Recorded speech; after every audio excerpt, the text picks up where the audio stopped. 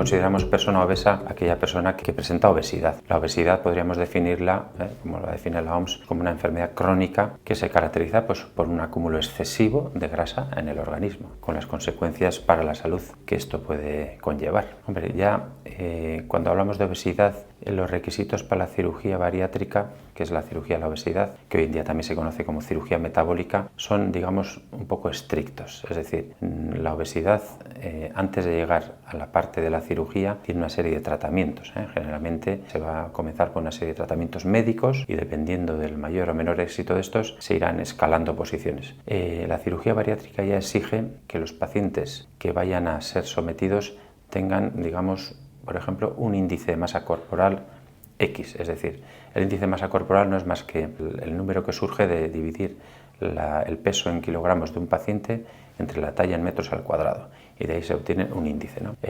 Se considera normopeso aquellos pacientes que tienen entre unos índices entre 18 y 25. Ya a partir de 25 se habla de sobrepeso, hasta 30, y a partir de 30 ya hablamos de obesidad, obesidad grado 1, grado 2, grado 3, que sería grado 3 es la obesidad mórbida, que es a partir de 40. Entonces, aquellos pacientes que hoy en día se pueden incluir para una cirugía bariátrica, una cirugía mejor conocida como cirugía metabólica, para empezar tienen que tener un índice por encima de 40, pero estos índices van modificándose.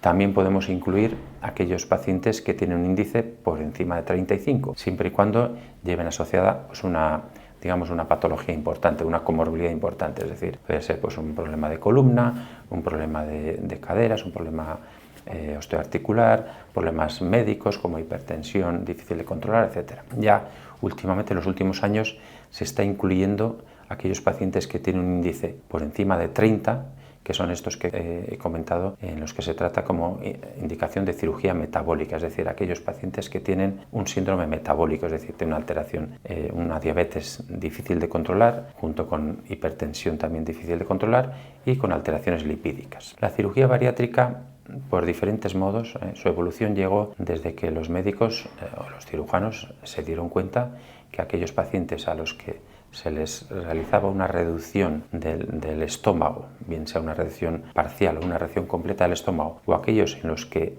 había que extirpar grandes fragmentos de intestino, se observaba que no solo no ganaban peso, sino que perdían peso. Pues la combinación de estas dos técnicas es lo que llevó a las diferentes técnicas de cirugía de la obesidad, cirugía bariátrica. Es decir, actuar bien sea sobre el estómago, bien sea sobre el intestino o bien sea sobre los dos. Diferentes técnicas que actúan sobre esos dos órganos. Pues hombre, una de las consecuencias principales y que la gente no tiene en cuenta es que la ingesta calórica, la ingesta en la dieta, pues se ve reducida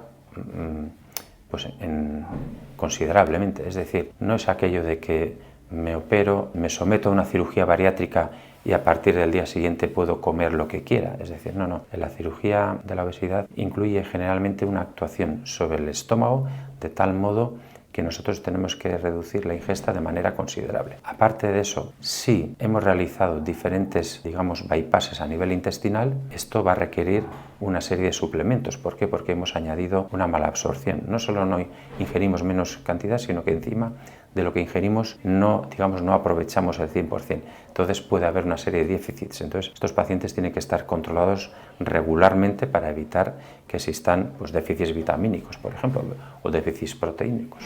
La cirugía bariátrica ha evolucionado mucho y sobre todo desde que se incluyó la cirugía mínimamente invasiva ha cambiado. Es decir, clásicamente esta cirugía se realizaba como otros tipos de cirugía en los que teníamos que realizar grandes incisiones en el abdomen del paciente. Hoy en día todo esto se realiza por pequeñas incisiones, por pequeños orificios y realmente los pacientes al día siguiente de la intervención están como para ser dados de alta. Lo que ocurre que generalmente se mantienen ingresados durante 48-72 horas para por lo menos reducir las complicaciones agudas y observar el postoperatorio inmediato. La cirugía bariátrica como tal hay que considerarla una cirugía mayor. Además de eso, la cirugía bariátrica se realiza en pacientes que hemos dicho obesos extremos, es decir, son pacientes que ya de por sí tienen riesgos, por ejemplo, riesgos circulatorios. Entonces, tenemos que prevenir todos aquellos fenómenos de trombosis venosas, tromboembolismos pulmonares, ¿de acuerdo? Son pacientes que tienen, una afectación de su función pulmonar en cuanto a restricción. Es decir, habrá que vigilar todo el tema de las infecciones respiratorias, neumonías, etc. Y luego, si hemos dicho que actuamos bien sea sobre el estómago o bien sea sobre el intestino o sobre ambos, pensar que existe una serie de, digamos, resecciones, suturas, cosidos, etc., que todos ellos son susceptibles de tener algún tipo de fuga, etc. Entonces, son una serie de puntos que nosotros tenemos que estar al tanto y vigilantes. Como hemos dicho, no es esto de cirugía bariátrica y a partir del día siguiente podemos hacer lo que queramos. Es decir, la propia intervención, en la mayoría de las ocasiones, requiere durante el primer mes llevar una dieta estricta, en el sentido de que tenemos que primero reparar aquellas suturas, aquellos daños, etcétera, que hemos realizado los cirujanos dentro de la cavidad abdominal.